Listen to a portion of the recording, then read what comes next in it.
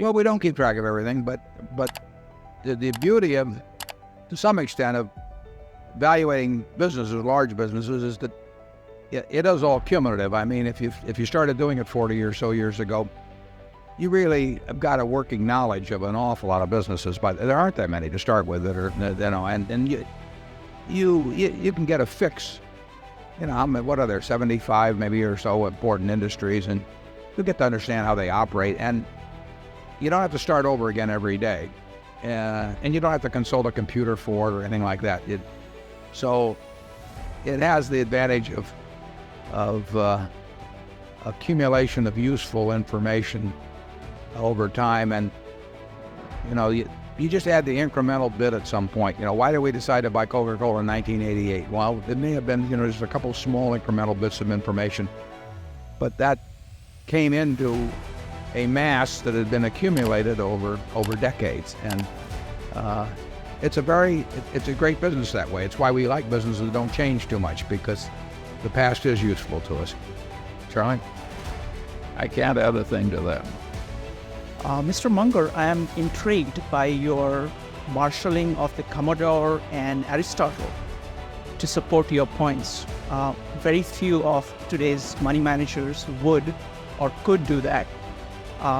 Could you elaborate on what role a study of history of civilization plays in developing a sound investment philosophy? Thanks. Well, I don't want to praise Aristotle too much. He was the one who thought that women had a different number of teeth from men, and I ever looked in his wife's mouth. Maybe his wife did.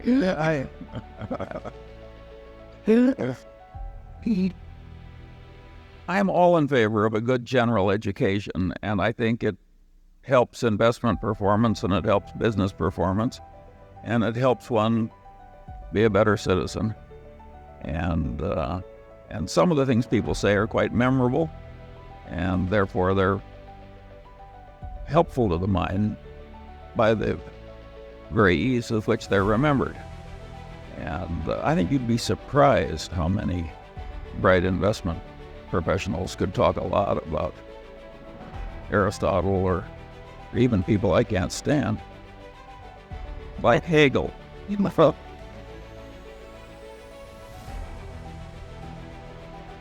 want to quote a little more from anybody to reinforce your... One of my favorite quotations in the whole world is from Einstein. He says, everything should be made as simple as possible, but no more simple. And I think that describes the reality that we all face. Charlie's favorite, though, is Ben Franklin. That's probably true, isn't it, Charlie? Yeah. We get more from Ben than anybody else. Keep thy shop and it will keep thee, that sort of thing. I mean, we're loaded with that stuff. 3 removes are as good as a fire. It's hard for an empty sack to stand upright. That's the Bible around Berkshire. Yeah. I once heard Warren say, the reason I'm so financially conservative is I don't want to find out how badly I might behave if I were stretched. I think we better cut him off here.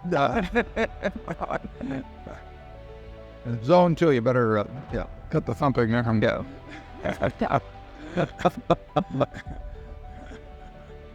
My name is Stanley Watkins, and from Manhattan, Kansas, and I'm a shareholder.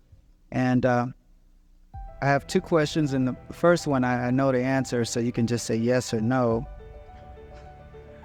Would you consider investing in indexes such as OEX pure speculation? You're going to say yes. And number 2, would you encourage investors to, if they were trying to get a lot of their investment, to use leaps on investments such as Coca-Cola instead of buying the stock? Use what on that? I missed that. Leaps. Leak? Leaps. No, I see. We're still on options. Well, yeah, both the questions relate to futures of one sort, calls or whatever they may be, and I think that investors should stick to buying ownership in businesses. It's not that you can't come up with a theoretical argument for buying, say, if you think Coca-Cola is attractive, you can say, well, I'd rather buy a 5-year option on Coke than buy the stock directly because it introduces leverage without the risk of going broke. But I think that that's a dangerous path to start down because if it works well, it's dynamite to start playing with things that can expire and become worthless or can be bought with very low margin, as the OEX options you were talking about. Borrowed money usually or frequently leads to trouble, and it's not necessary. I mean, if you had some compelling reason, if you had to double your money by the end of the year and be shot, then I would head for the futures market because you need to do it. I mean, you have to introduce borrowed money, but you really ought to figure out how you can be happy with the present amount of money you've got, and then figure that everything else is all to the good as you go along. I don't think people, once they start focusing on short-term price behavior, which is the nature of buying calls or leaps or speculating in index futures. Once you start concentrating on that, I think you're very likely to take your eye off the main ball, which is just valuing businesses. I don't recommend it. Charlie? Well, this is a group of affluent investors, and I don't think many of them did it in leaps.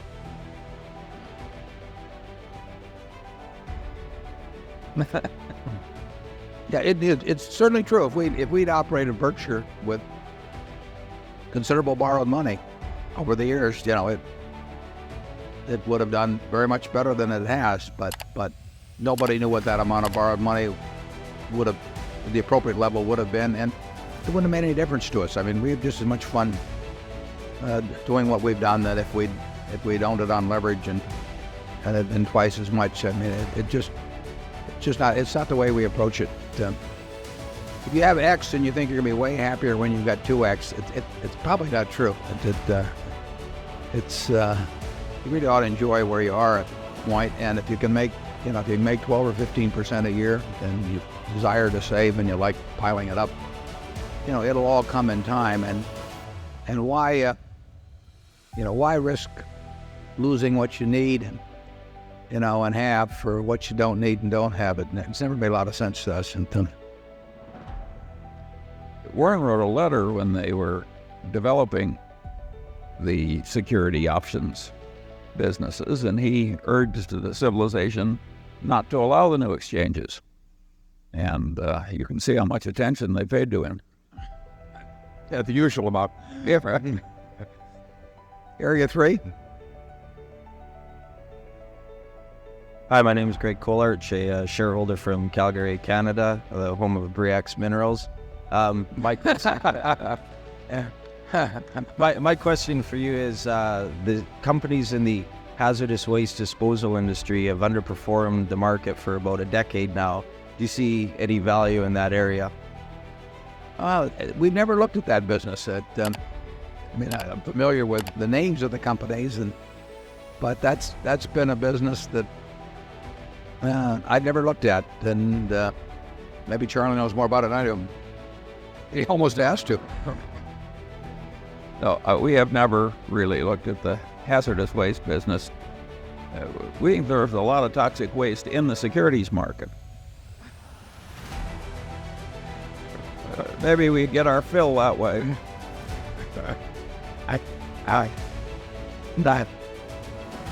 Over there on 2. I'm Barbara Morrow from Wisconsin and New York. If you both live as long as I believe you will, it could happen that there'll be a year when you write 2 big checks for super cat claims when the market is throwing away things at really silly prices.